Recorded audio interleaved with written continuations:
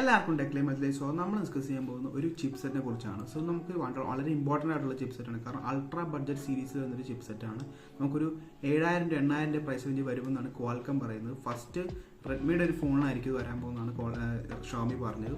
So mostly C series ഫോൺസിലൊക്കെ ആയിരിക്കും വരാൻ പോകുന്നത്. റെഡ്മിയുടെ സി സീരീസ് ആ റേഞ്ചിലാണ് വരാൻ പോകുന്നത്. സോ ഈ ചിപ്സിനെ കുറിച്ച് നമുക്ക് നോക്കാം, അതിൻ്റെ ഡീറ്റെയിൽസും കാര്യങ്ങളൊക്കെ. സോ പ്രോസസ്സിനോട് ഫസ്റ്റ് നമ്മൾ നോക്കുവാണെങ്കിൽ 4 nm പ്രോസസ്സാണ്. 4 nm സാംസങ് മാനുഫാക്ചറിംഗ് പ്രോസസ്സിലാണ് ബിൽഡ് ചെയ്തേക്കുന്നത്. കോഴ്സിൻ്റെ കാര്യം നമ്മൾ പറയുകയാണെങ്കിൽ പെർഫോമൻസ് കോഴ്സായിട്ട് 2 കോർ വരുന്നുണ്ട്. കോർട്ടെക്സ് A78 ആണ്, അത് 2 GHz ആണ് ക്ലോക്ക് ചെയ്തേക്കുന്നത്. പിന്നെ നമുക്ക് 6 കോർട്ടെക്സ് A55 വരുന്നുണ്ട്, 1.8 GHz ആണ്. സോ അത്യാവശ്യം ന്യൂവർ ജനറേഷൻ കോഴ്സാണ് ഉപയോഗിക്കുന്നത്. അത്ര ടോപ്പ് എൻഡ് അല്ല, പക്ഷേ ബഡ്ജറ്റ് സീരീസിലാണ് വരുന്നത്. സോ നമുക്കങ്ങനെ കുറഞ്ഞിട്ടുള്ള കോർട്ടെക്സ് A76 ഒന്നും അല്ല ഉപയോഗിക്കുന്നത്, കോർട്ടെക്സ് A78 തന്നെയാണ്. സോ അത്യാവശ്യം നല്ല മൾട്ടി കോറും സിംഗിൾ കോർ പെർഫോമൻസും കാര്യം നമുക്ക് എന്തായാലും കിട്ടും. ഗിഗ് ബെഞ്ച് നോക്കുവാണെങ്കിൽ നമുക്ക് ഒരു 4 Gen 2യുടെ ഒരു ഓൾമോസ്റ്റ് അത്ര എത്തുന്നുണ്ട്. അത്രയും വരത്തില്ല, കാരണം 4 Gen 2 നമുക്ക് 2.2 GHz ആണെങ്കിൽ ഇവിടെ 4.2 GHz ആണ്. സോ നമുക്കൊരു എക്സ്പെക്റ്റഡ് സിംഗിൾ കോർ സ്കോർ എന്നൊക്കെ പറയുകയാണെങ്കിൽ നമുക്കൊരു 800-820 ആ റേഞ്ച് വരും. മൾട്ടി കോർ ആണെങ്കിൽ ഒരു 1900, 1800 തൊട്ട് 2000 ആ റേഞ്ചിലായിരിക്കും വരാൻ പോകുന്നത്. സോ അത്യാവശ്യം നല്ല മൾട്ടി കോറും സിംഗിൾ കോർ പെർഫോമൻസും നമുക്ക് കിട്ടുന്നുണ്ട്. റാം ആൻഡ് സ്റ്റോറേജ് നമ്മൾ നോക്കുവാണെങ്കിൽ ഇപ്പോൾ 16 ബിറ്റിൻ്റെ ഡുവൽ ചാനൽ റാമാണ് വരുന്നത്. സോ ടോട്ടൽ 32 ബിറ്റിൻ്റെ 2133 MHz വരുന്ന LPDDR4X റാമാണ് വരുന്നത്. ടോട്ടൽ ബാൻഡ് വിഡ്ത്ത് എന്ന് പറഞ്ഞാൽ 17.1 Gbps ആണ് റാം. സ്റ്റോറേജ് നമ്മൾ നോക്കുവാണെങ്കിൽ UFS 3.1 വരെ സപ്പോർട്ട് ചെയ്യുന്നുണ്ട്. സോ നല്ല സ്റ്റോറേജ്, നല്ല റാം സപ്പോർട്ടും കൊടുത്തിട്ടുണ്ട്. നമുക്ക് കുറഞ്ഞ LPDDR4X റാമൊന്നും അല്ല, 1866 MHz റാമൊന്നും അല്ല കൊടുക്കുന്നത്. അത്യാവശ്യം നല്ല സ്പീഡുള്ള റാം തന്നെയാണ് കൊടുക്കുന്നത്.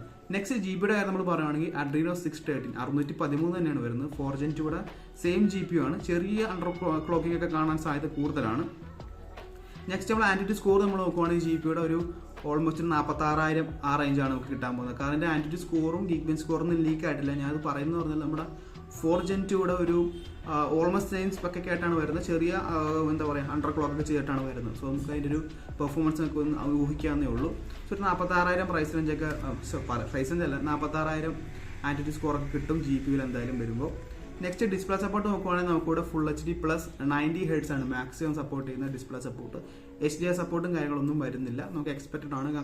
കാരണം ആ പ്രൈസ് റേഞ്ചിലാണ് ഫോൺ ഇറങ്ങുന്നത്, ഫോണല്ല ചിപ്സെറ്റ് ഇറങ്ങുന്നത്. ക്യാമറ സപ്പോർട്ട് നമ്മൾ നോക്കുവാണെങ്കിൽ ഡുവൽ 12-bit സ്പെക്ട്ര ESP ആണ് വരുന്നത്. മാക്സിമം നമുക്ക് 84 MP ആണ് സപ്പോർട്ട് ചെയ്യുന്നത്. പിന്നെ ZSL ഉണ്ടെങ്കിൽ 0 ഷട്ടർ ലാഗ് വരുവാണെങ്കിൽ നമുക്ക് മാക്സിമം 25 MP വരെ സപ്പോർട്ട് ചെയ്യും.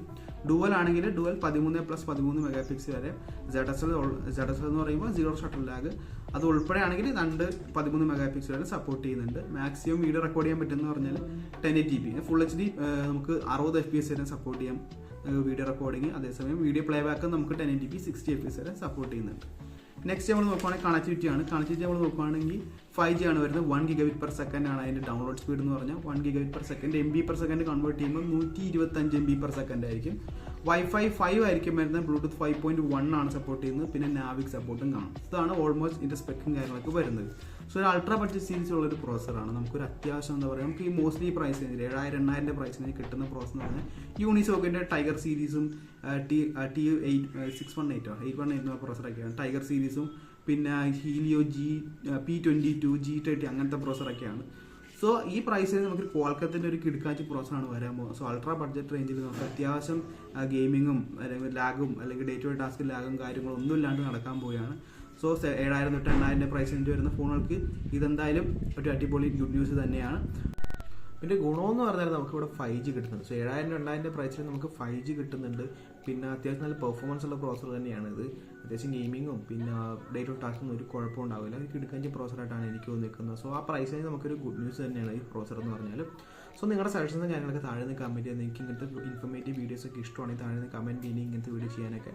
സോ നിങ്ങളുടെ സജഷൻസൊക്കെ താഴെ നിന്ന് കമൻറ്റ് ചെയ്യും. സോ ഗൈസ്, അപ്പോൾ എന്ത് വീഡിയോ ഇത്രയുള്ളൂ. എന്ത് വീഡിയോ ഇഷ്ടപ്പെട്ടാൽ ലൈക്ക് ചെയ്യുക, സബ്സ്ക്രൈബ് ചെയ്യുക, hit the bell icon feature. നമുക്ക് നെക്സ്റ്റ് വീഡിയോ കാണാം.